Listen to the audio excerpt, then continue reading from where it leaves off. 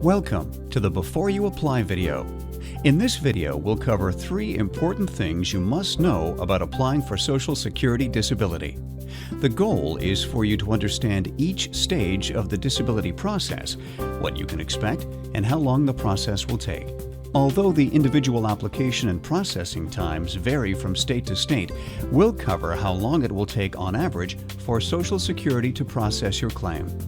Next, we'll go over the application checklist and explain how this document will help you successfully organize the information you'll need to file your claim.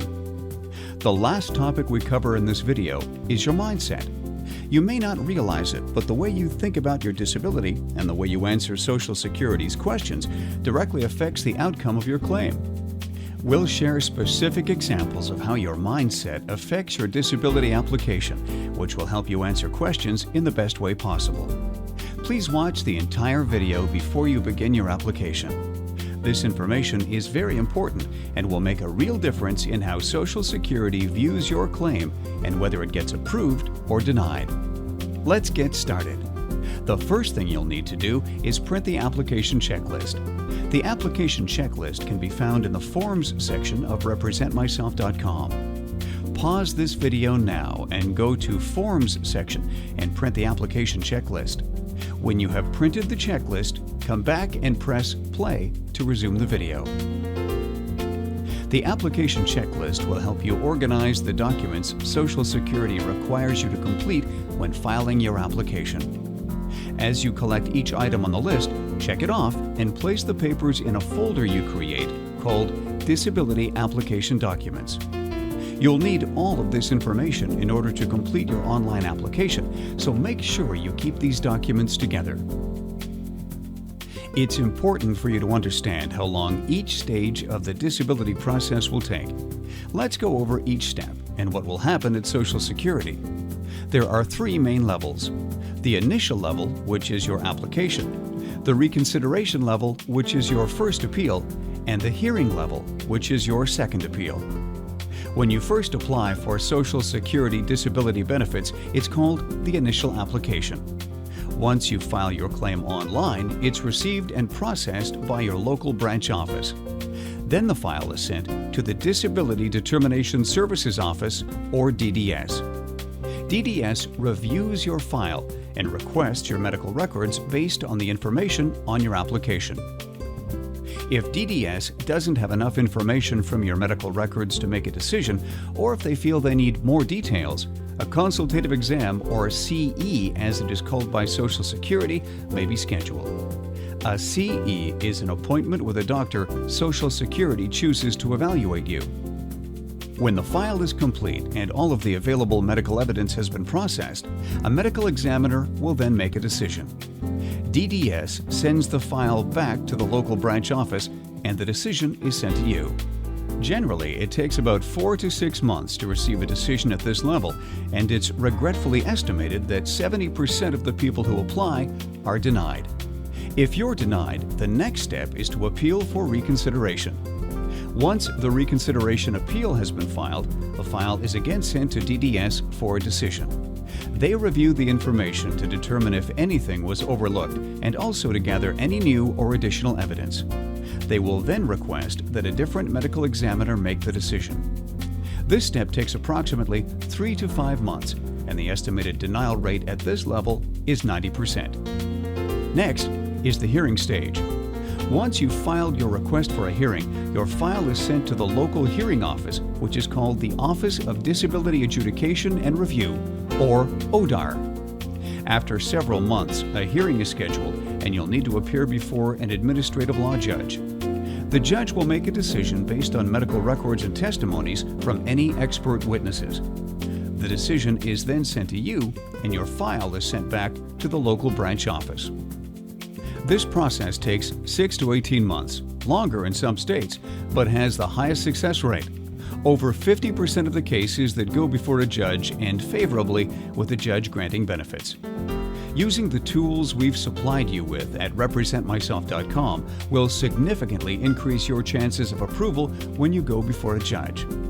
If the judge denies your claim, the next appeal is to the Social Security Disability Appeals Council and then to the Federal District Court. Now that you understand the process of filing your claim, here is what you really must know, which will greatly influence the outcome of your claim. Whether you're filing your application or an appeal, going to a doctor's appointment, or standing before a judge at a hearing, you must always answer the questions you're asked in the best way possible. The answers you choose to give Social Security present a picture of your disability and will make a real difference in how they view and process your claim. You need to look at your claim as the opposite of a job interview. Remember, you're filing for disability benefits, which means you're telling Social Security that you're disabled. If you've ever been to a job interview, you know that you're supposed to put your best foot forward and present yourself as a very capable and competent person. Well, this is not a job interview. It's a disability interview. You need to talk about the medical problems that keep you from working. Let's imagine for a moment that you suffer from severe back problems.